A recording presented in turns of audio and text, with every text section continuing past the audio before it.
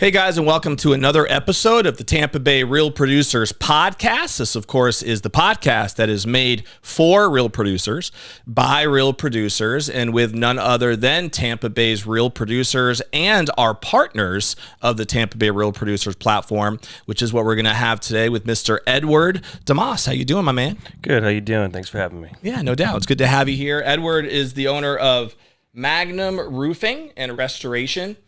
They've been a partner now with us for, I want to say, a little over a year, I think, with Tampa Bay Real Producers. Have sponsored some, definitely over a year, because I remember you guys sponsoring the Agent Choice Awards that we had last year. Yeah.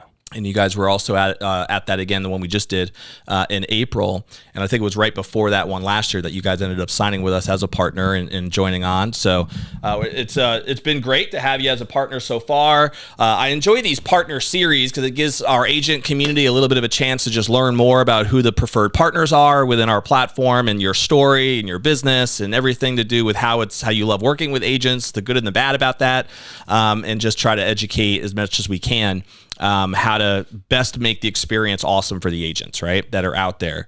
So let's start a little bit just with your story, right? The backstory of how this whole thing even came about. Did you grow up in Tampa? If not, how'd you find yourself here in Tampa Bay and eventually start up Magnum?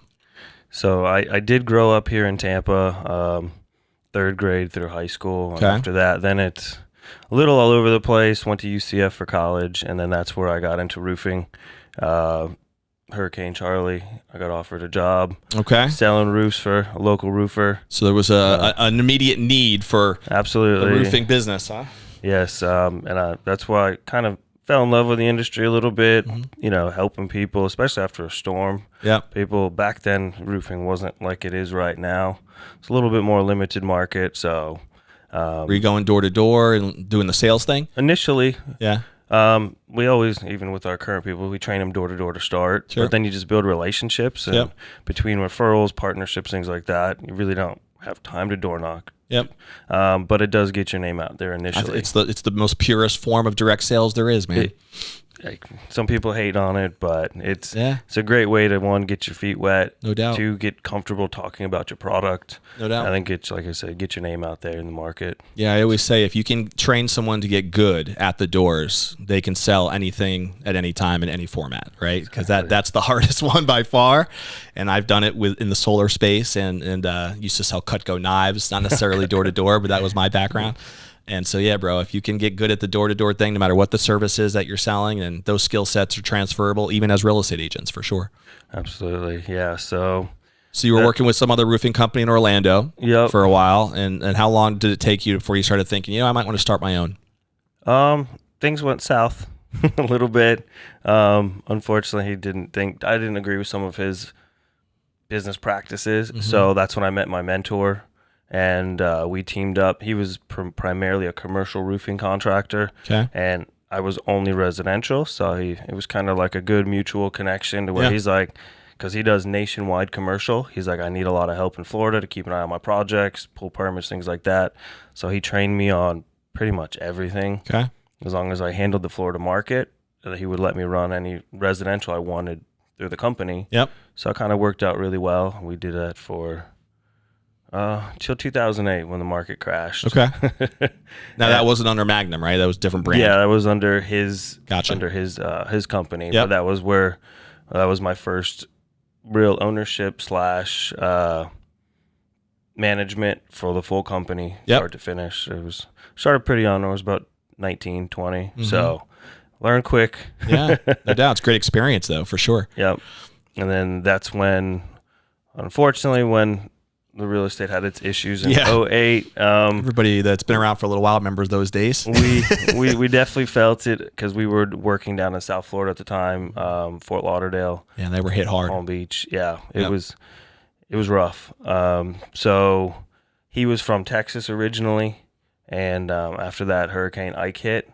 So he's like, hey, let's try this over here for a little while, let the market recover. So worked through Texas and the Midwest for few years before we came back here about 10 years ago and reopened up shop. Okay. We've been never officially stopped ever. We were always doing commercial, but as far as residential market, we reopened about 10 years ago.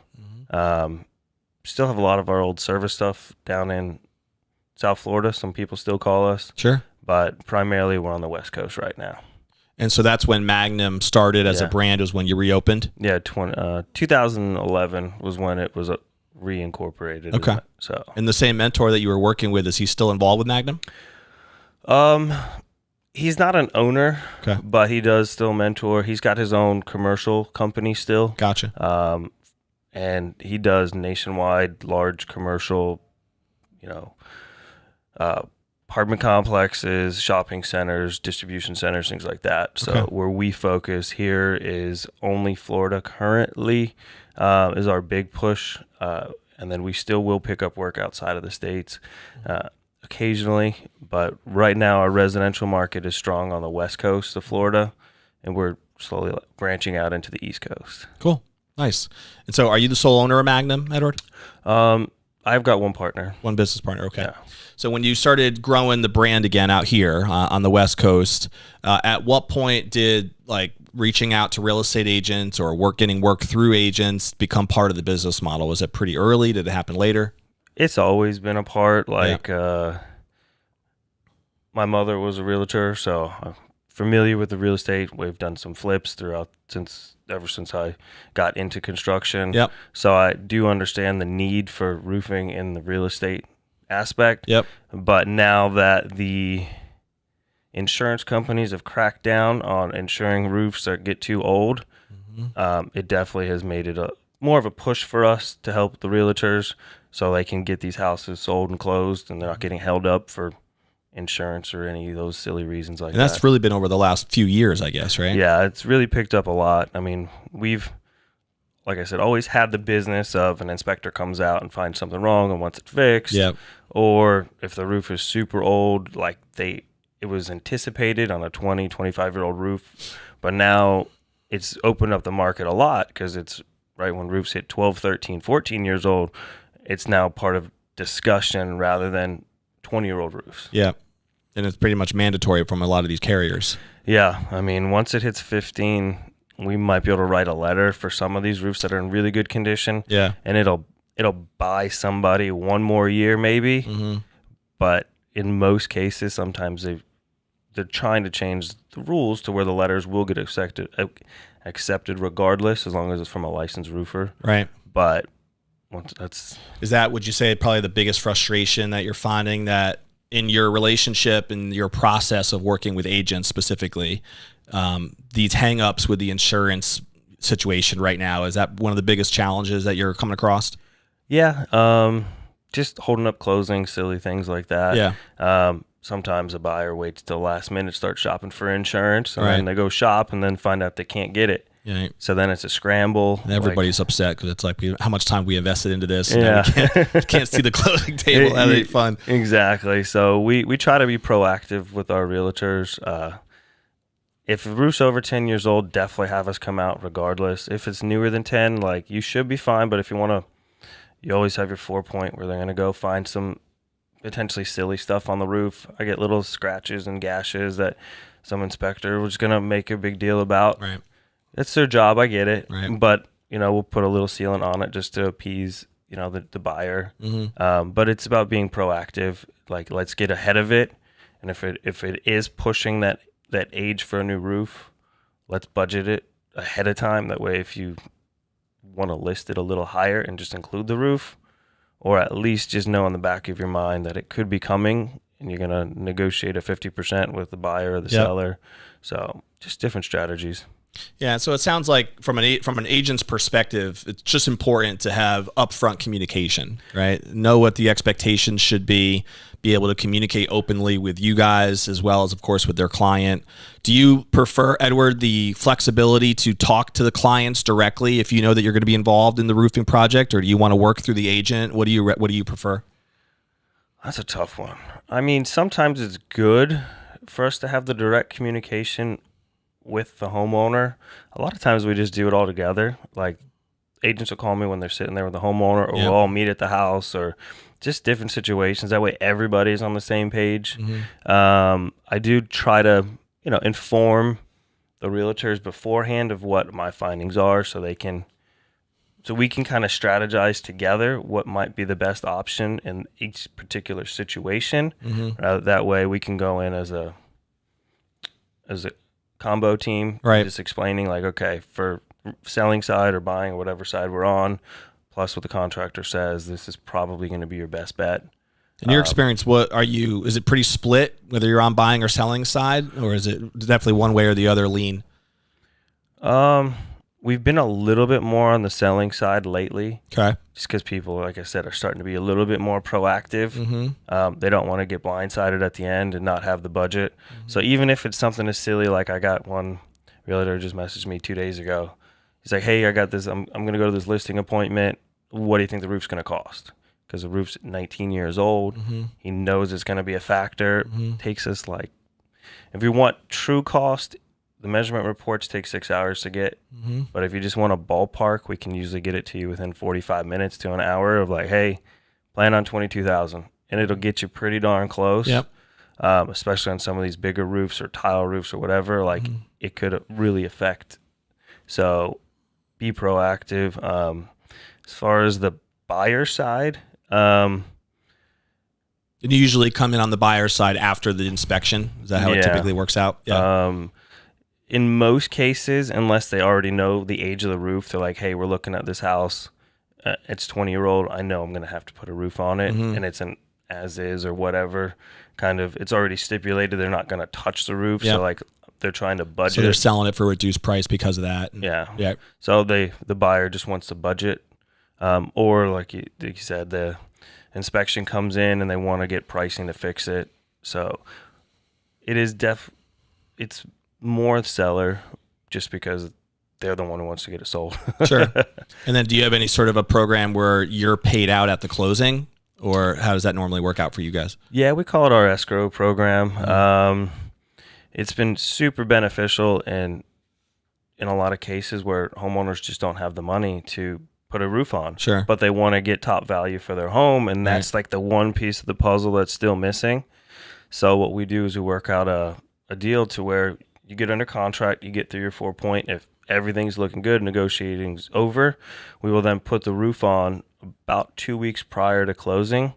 That way the buyer can still shop for insurance in plenty of time, get a great rate on insurance, and then the closing goes through smooth, and we won't ask for payment until closing. Will they be able to get the insurance that they need before the roof is installed, or is the insurance company going to wait until the roof is done? Some of the brokers have been able to get contingent contingent based on the roof. Yeah, saying like, okay, once that roof is replaced, as long as you hit all these criteria, which is the secondary water barrier, the renailing of the deck, the new roof covering, those are the 3 main things. Yeah. Then your rate should be here. So once the roof gets approved, we get past inspection, we send a copy, and they're ready to go. So they can technically start shopping beforehand, just saying, hey, the roof will be replaced next week or whenever it's scheduled for.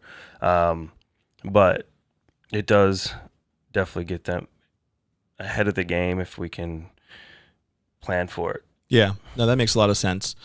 In your experience, what's been some of your favorite ways to connect with agents out there? Do you guys proactively go out and do lunch and learns, or reach out to different brokerage offices, or has it been just organic based on referrals and you've done a great job for an agent, so they've told other people on their team about you? What's worked for you guys? That's a tough one. I mean, I got my sales team.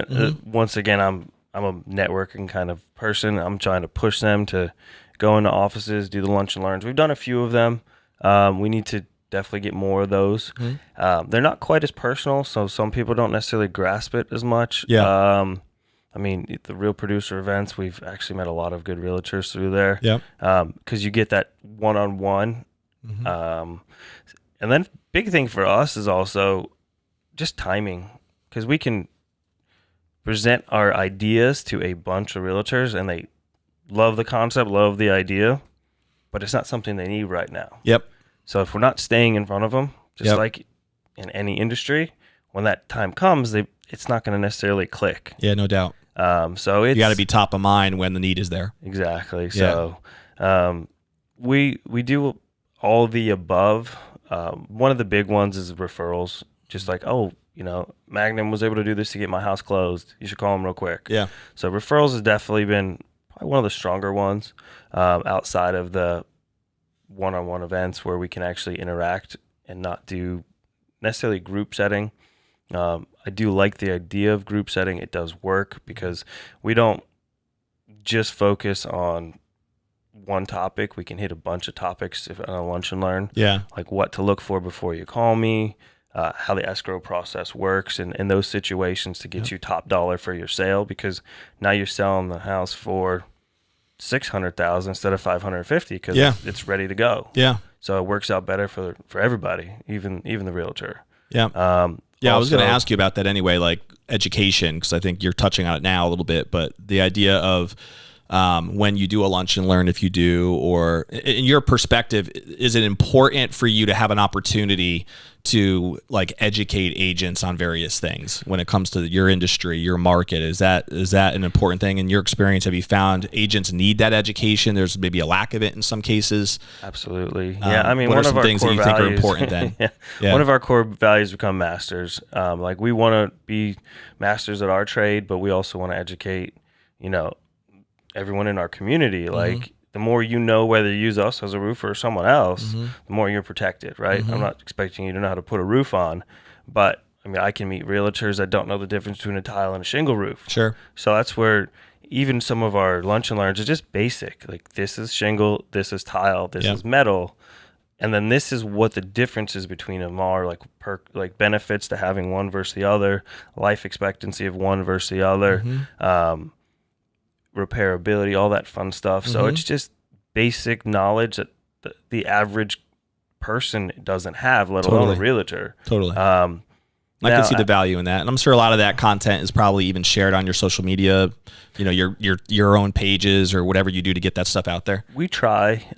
We're getting more stuff out there. We've never been a huge social media driven company. Like we were super referral based for years, but we're definitely adapting because that's where the world is going. Sure. Makes sense. Education is definitely on the forefront. I mean, the more you guys know, especially because if you guys can get me the information correctly from the get-go, it makes my life much easier, even just to get started. So, what type of information for an agent who's potentially has clients or knows that this is going to be something they're going to have to work through? Like, what would make the process really smooth for you on your end? I mean, the biggest thing, first of all, is what kind of roof is it, right? Yeah. So the type of roof, obviously. Type of roof, the age how old of the it roof. is. Those are like the two big factors.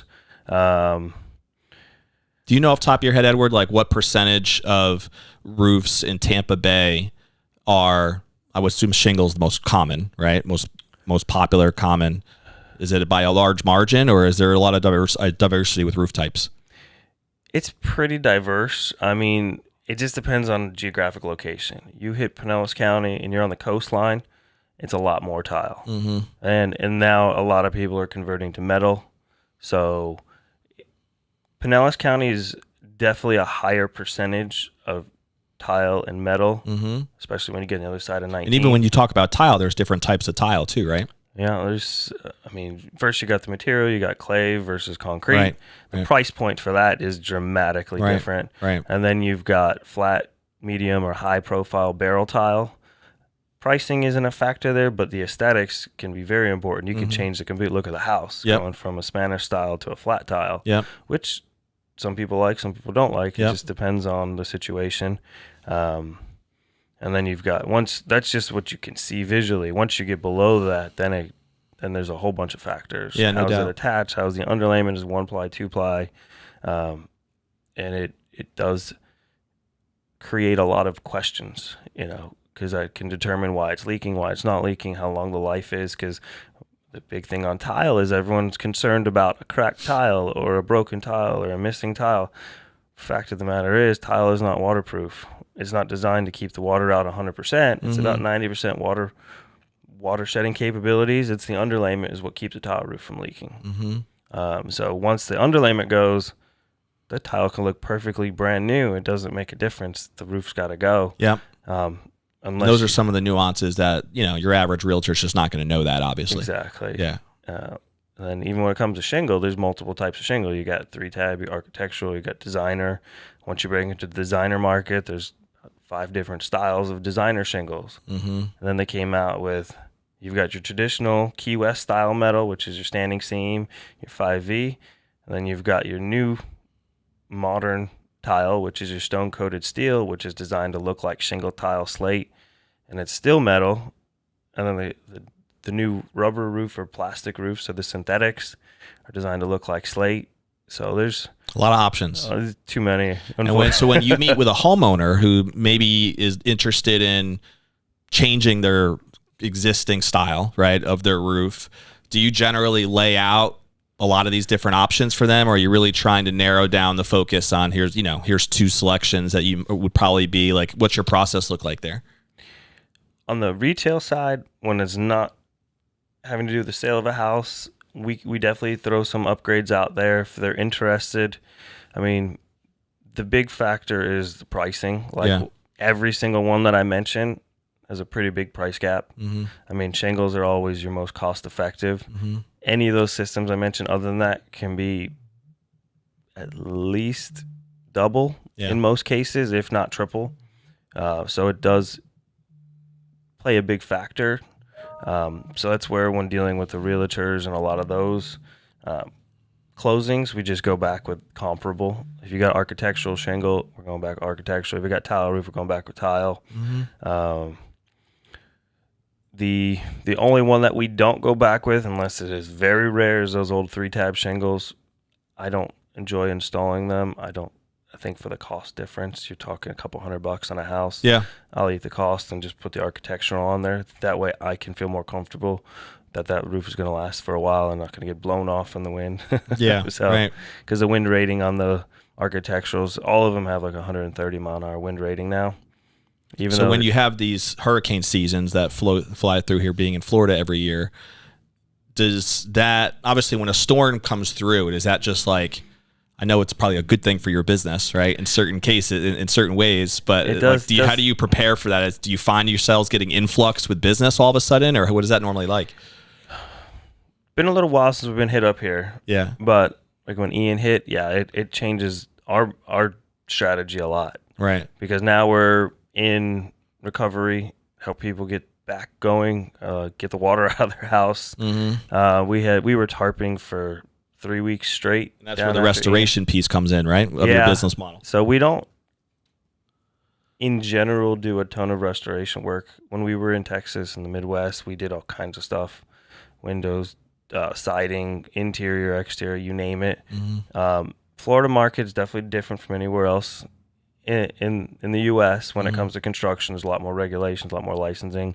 So we try to hone in on our roofing for the current time being. We do some interior, especially if it has to do with restoration aspect when the storm hits. And it definitely creates a lot more trades involved. Yeah. So there's a lot of different aspects to that for sure. It can go in a lot of different directions based on what the needs are that the homeowner is going through.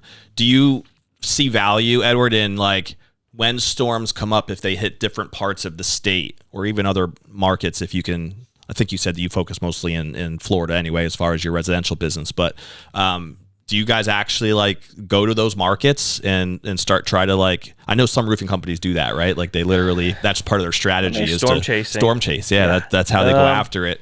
Has that been a part of your business model or not really? We've got satellite offices up and down the West Coast. So Sarasota, Naples. So we work there technically year round. So if something hit outside of the West Coast, it would have to be pretty bad for us to travel to it. One, I like to have my resources available, and my resources are here. Yeah. All my suppliers, my warehouses, all my products, my crews, dumps, everything. Yep. So just, I know what it takes to storm chase. I've done it when I was younger. I did a lot, and it's a lot. Yeah. I guess it could be very profitable, but it could be a lot of work too, I would imagine. It can be. Yeah. That's why, and at the same time, it's about helping too, because sometimes, like, if a storm hit here, there's 150 roofers, 200 roofers here in Tampa. Right. But if a bad enough storm hit, we'll all be in the weeds. Yeah. So everyone, sometimes getting the outside helps Yeah. recover the city quicker. So when a storm hits, like when Port Charlotte got hit, we were down there tarping roofs. I mean, even with our 3 crews we had out there, we still could only do so many a day. Right. And these people are like, when is the next rain coming? Because I'm missing half my roof. Yeah. So do you guys collaborate at all as an industry? Is there anything like that with roofing where you worked with, maybe if there's a big storm where roofing's, it's like a call to arms almost. It's like, hey, we need as many roofers here as we could get. Is there an organization that helps organize you guys in that way, or not really? Not a true organization that I'm aware of. I mean, there's definitely a lot of us groups. Like I'm in a few different groups. And with Revolt, there's like a Storm Venture group was like another smaller one. Where we've got groups that we chat online and we team up like, hey, let's meet here, let's do this, let's get food delivered, whatever it is. So we do communicate. There's a lot of us roofers that try to work together to make sure, like, especially when a disaster hits, that we can pull our resources if needed. Hey, do you have extra tarps? Hey, do you have extra labor you can help with? Yeah. So there are a good handful of us that work well together. Like, we're competitors, but just like I agents. mean, this is what real producers, everyone's technically competitors, Sure. but there's enough work for everybody. Totally. So there's no reason to, and there's always, I'm sure, some who are playing in the sandbox nice and others that aren't, right? Yeah. For the most part, it's exactly what it is. From an agent's perspective, Edward, in your opinion, what do you think are the most important things for an agent to look for when they decide who to use for the roofing partners? Oh, man. Local is always the important one. But the big thing is just y'all are usually on a pretty tight time crunch. So make sure they have the availability. We always leave openings in our schedule for realtors because we understand the situation. And we can usually get the repairs or replacements within a week or two if they have to be. So that's going to be one of the big factors. And then the other one is, it's not anything you're going to know right off the bat, but making sure they hit the deadlines. Because if I miss my deadline, then you can't get insurance, then you can't close, and it messes everything up. Yep. So we cut it relatively close. Like I said, 2 weeks is usually it. But this time of year, we might push it for 3 just because we get a lot of rain days. So it's just making sure they're proactive, understanding your situation. Yep. And a lot of that, again, goes back to what we said earlier, which is the importance of good communication, right? So that you know that if something is going off, you can communicate to them directly, and there's going to be that open line of communication. I think that's probably the key to every good relationship, working relationship. That's been one of the biggest hurdles is, I got this roofer, he's supposed to fix it. He didn't come. Now I can't close. Right. So for realtors, timing is or he's not even texting me back, not calling me back right away. Like, I don't know what's going on. Yeah, I mean, and then, like I said, one of our perks is we do the escrow program.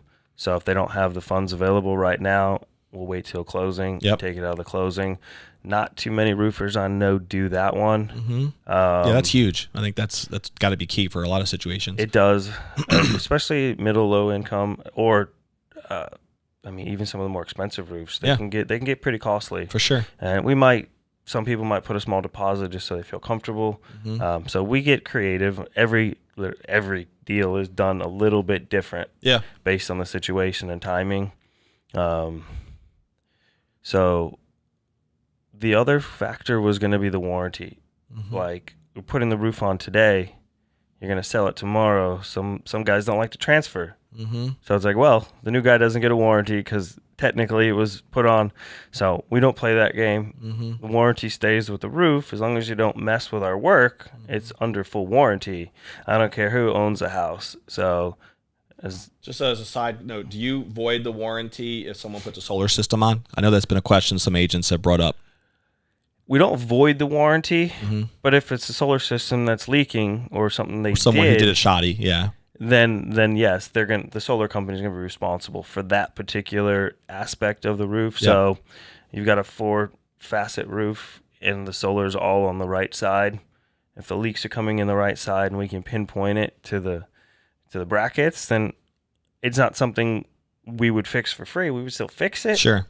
And even our warranty repairs like that, we're not trying to get rich on it. We just want to cover our costs. Totally. But it's not a standard. It's not like a blanket program where, hey, you put solar on, your warranty's gone. Right? That's not how you operate it. No, definitely not us. I know there are companies that... There are some that do that, yeah. The second someone stands on their roof, they're going to find an excuse to avoid the warranty. Look for any way they can. I mean, we've had Christmas light guys damage roofs. We've had tree trimmers, like you name it. Yeah.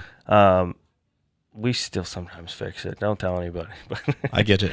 Yeah, but I mean, I think it's all about doing the right thing for the customer and standing behind your work. Exactly. Yeah. I mean, we take care of our customers, our realtors. I mean, as long as you come at us and just say, hey, this happened, you're not pointing fingers and being rude, thinking that we did it. It's like, well, we technically didn't even do it. Right. But, I appreciate you helping out. Give us a nice Google review. We'll take care of it. Is it normally 10 years, 15? What's your warranty? Our in-house is 5 on paper, but I've honored warranties for 15 years later. No one knows that, but yes. But I mean, reality of it is the warranty issue is traditionally most roof leaks are something super simple, especially if it's workmanship related. Mm-hmm. A nail pop takes my guys 10 minutes to fix sometimes. Pull the nail, seal it, and you're done. So if it's a nail pop, that's a workmanship thing. A nail backed out, so on, we're there. We can fix it quick. I'm not going to fight you over it. It's not worth it. I'd rather keep you as a client and hopefully call me again. Now, if it's something that has to do with wear and tear and it's definitely more costly, then we'll have to say, hey, your tree did this or this did that, and we'll still work out almost like a preferred repair price. Yep. Just because we put the roof on in the first place. But 9 times out of 10, we just fix it. Yeah. In your experience, do you generally work with more of the individual agents who are bringing their, situations to you, their individual deals to you, or do you have a lot of relationships with the brokers to represent kind of the team and the organization, and that has been how the partnerships have been established? We've done a few with brokers just to get us. And that's usually when we do the group trainings. Mm-hmm. Lunch and learns and stuff, yeah. Yes. But a lot of them has actually just been individual relationships. Yep.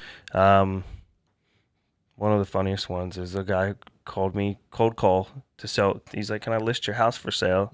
It's like, no, I don't need my house for sale. But thinking of it, do you need any roofs? And I put a roof on his listing. Nice. So it was funny. That's the way to turn the tables, huh? It's still one of the best stories I have. I mean, he's a great realtor. I mean, he sent me 3 deals already. Nice. But it was just funny. It was just I was driving down the road and I got a phone call.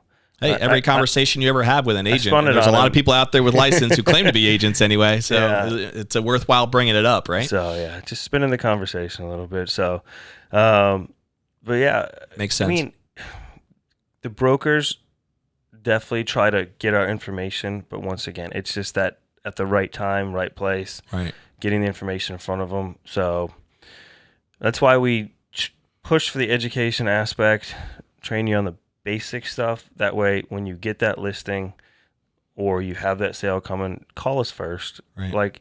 It takes us a few minutes to get you the information you need, and then you just go in a little bit more knowledgeable with that homeowner. And then especially if you're going into a listing, and you're trying to earn that listing versus another realtor, right, and you got hey, you better budget for this. Hey, you better budget for that. My roofer's here. He's available. You never know what the little thing might be that can actually get you the listing. Just having that contact. Because on our side, on the retail market, it's that little bit of knowledge between me and the other roofer, which might get me the sale. Right. And the more prepared you go for your listing meeting, you're going in with everyone's going to be doing competitive market analysis. Is that what it's called? Mm-hmm. Comps. Yep. Same concept. Yeah. So they're going to be doing the comps, but the difference between you and the other person could be I noticed your roof's 18 years old. Has anyone told you it's going to be a $20,000 budget you need to account for? So if you want to get this top price, all these houses had new roofs. You don't have that. Yep. That's a $20,000 hit you're going to take. No doubt. Or we can budget for it and say it's included, and then we'll just put it on the backside. Mm-hmm. So it's the little strategies, and you're generally not inclined to have that conversation, in my experience, if you don't have confidence in who your roofing partner is going in. You know what I mean? So establishing that relationship first, so that way when you now every time you're in these meetings, you're thinking differently because you know that you have all these resources at your disposal behind you. It adds to your level of, it gives you more authority as a realtor. It gives you more confidence as a realtor, knowing that you really can provide a high level service because you have all the right people, right, around you to be looking for those things that will distinguish you. One of the things I always preach to agents is, what is your unique selling proposition, right? Like, what is the thing that's going to make you different than all of the other agents that are out there? There's 17,000 people with licenses who claim to be agents in this market. So thankfully, our audience is really the top 500. And I was just talking to Tony Baroni last night at our MVP social about this. And it's, every agent who's a top producer tends to have a USP, even if they don't know if it's not well defined, they still have one. That's how they've been successful, right?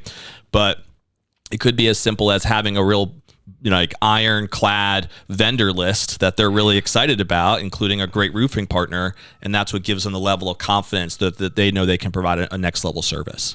Absolutely. I mean, it could be one of the most expensive repairs depending on the house. Totally. And it could really make the difference if you for those older roofs especially. Yep. Save you the deal, get you the deal, whatever it might be. Yep. And then separate you. That's the big factor. Like, what's going to make you different from the other realtor who's coming in? And we'll teach you whatever you need to know, whatever's going to give you that extra little boost of confidence. I mean, the roof is just one aspect, but if it's that one aspect that can get you the deal or make you a little bit extra money, then why not? Why not? Right? Yeah. We're here to help you. I get teach you whatever you want to know.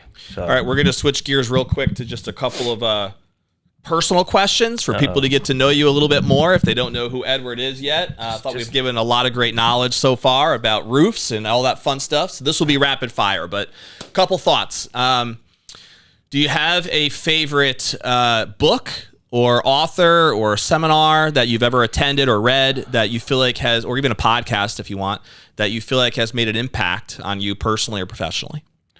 I don't do a ton of podcasts. One of my go-tos is Ed Milet. Yeah. He's a good motivational business speaker. He is, yeah. Most of my stuff is business-oriented and leadership. John Maxwell. I love his stuff, yeah.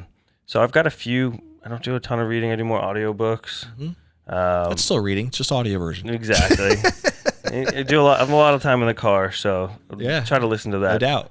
Some of the most successful people I know of use their car as like their driving university, they call it, right? Exactly. And so anytime you have to be in there, you might as well try to learn something. That's where we're at. So. I get it. Yeah, I'm a big John Maxwell fan too. He's got some great books on leadership. Anybody who's like responsible for building a team or an organization, in my opinion, should really read a lot of his work. Patrick Lencioni, by the way, as a recommendation to you and anyone else out there, is another guy that I've been reading a lot lately. And he's got some really cool content for leaders, and helping them grow their organization. So check that he's one worth out. checking out for sure. Do you have a favorite TV show or movie of all time? Man, not necessarily. I mean, I bounce around. I'm like, get in this one or get in that one. There's not really a go-to. Mm-hmm. I mean, I'll go for, I don't know. Christmas time, I got my favorites, but don't we all? Yeah. Favorite Christmas movie then? Oh, my daughter's that we watch is Elf and the Jim Carrey Grinch. Oh, of course. So those are like the two I got around early. So, but I mean, you have two daughters?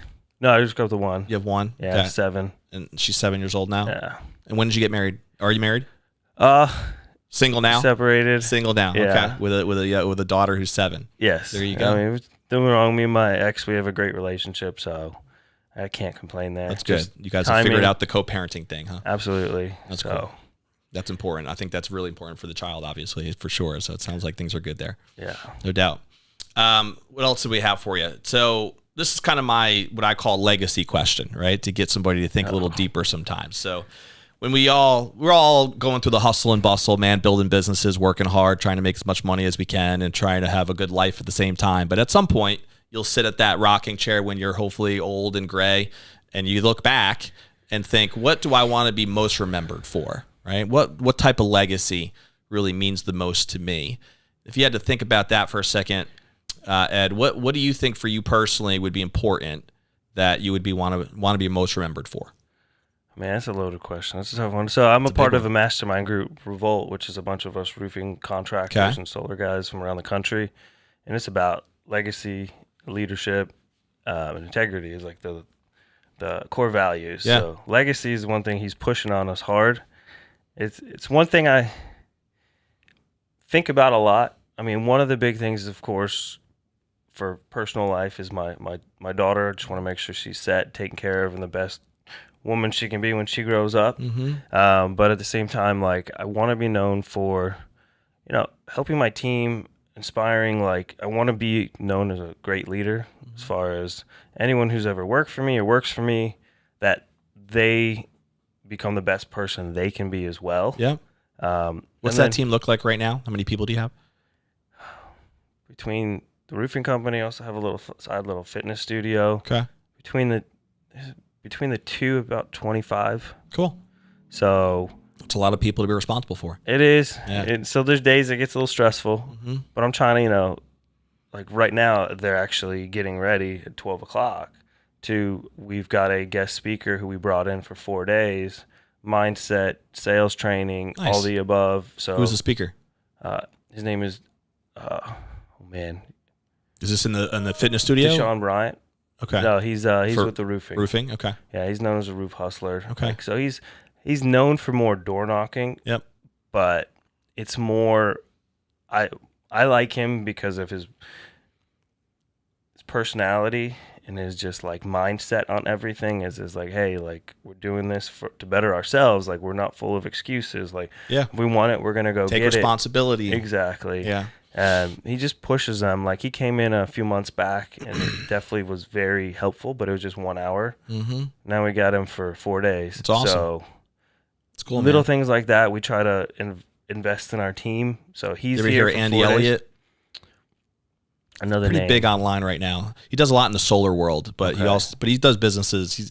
He's same concept, motivation. But he used to be a car dealer. He sold a lot of used cars and other like dealerships, and would train the car guys on same mindset and how to plan your day and how to go after it, and goals and relentlessness and determination, and also like physical fitness and how to feel good so that you can act good and all that kind of stuff. But I've heard him speak live a few times, and he's got a pretty powerful story too. So you remind me, when you were just talking about your guy, it kind of reminded me of his business model. I mean, that's all the stuff we're trying to push, is just improving their lifestyles. Everyone who works for me gets a gym membership. Yeah. So we promote health and fitness. We promote like just strong personal and work life. Like, I'm not working them to the bone. Like, no, you need the time, you take your time. Yep. But when you're for work, you focus on work, and we don't make excuses. We're always trying to better ourselves. So we have like this speaker now. October is our big conference where it's more speakers, where I take all the sales team and even management team there, and it's another 3 days of just Awesome, man. mindset and leadership.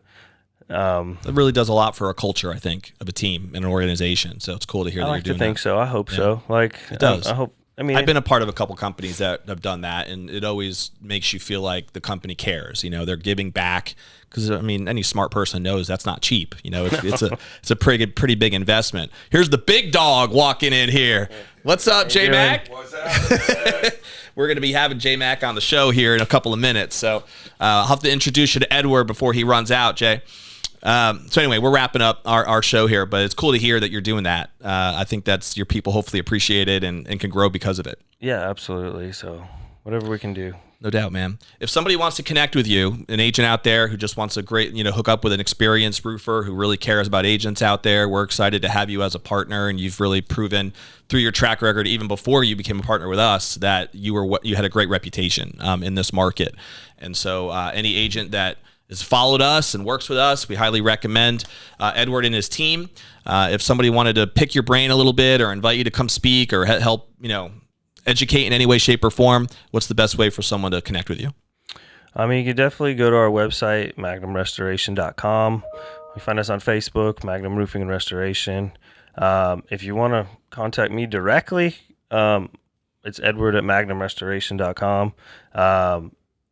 Definitely reach out. We can do a lunch and learn or we can just do a private meeting if you're just an agent who just wants to learn more, so that you're educated when you go in to deal with your clients. Cool. That's it. So we'll put a bow on this episode the way we always do, which is a challenge to the audience. So whether you're watching live or you're checking out on any of our podcast platforms that we have out there, if you don't already subscribe, by the way, to this podcast, just click the button. That way you're notified every time a new episode drops, which is every week.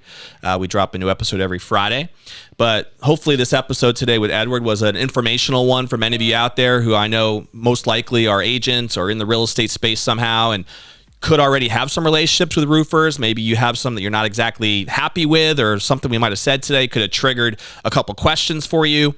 I just encourage you to take action on at least one thing, right? What is one thing that you can do, whether that's reach out to Edward, check out his website. Maybe there's something he said that you wanted to do a little research on your own just to educate yourself, because we did talk about the importance of education and the level of confidence that gives you as a top producing agent to know that you know your stuff, not just about real estate, but about all the other pieces that go into the transaction, right? Including the roof and everything else that's involved in this process. So take action, do at least one thing today that's going to help propel you forward professionally and personally. And if you do that, then your time invested in listening to this podcast will be worth it. We, of course, will see you on the next episode of the Tampa Bay Real Producers Podcast, which, of course, is powered by Top Producers Nation. You can check out more about that at topproducersnation.com. If you are not yet a top producer, but you want to be, go ahead and check us out there and we'll help you out. We'll see you later. Bye. Hey friends, it's Frank Cotto, president of Lincoln Lending Group, going on 20 years right here in Tampa Bay, otherwise known as Frank the Bank on social media. I'm here at Whiskey Cake at International Mall with the Real Producers. Don Hill, Real Producers, is an amazing group. It's not just a magazine, guys. It is a networking group of the top 500 agents in the area and some amazing sponsors, some amazing partners. This is not just your typical group. It's a great place to come, to network, to learn something, to sit on a panel, to advertise, to meet great people. Thank you, Don, and thank you, Real Producers, for everything you've done for us. We'll continue to be a partner, and you should too.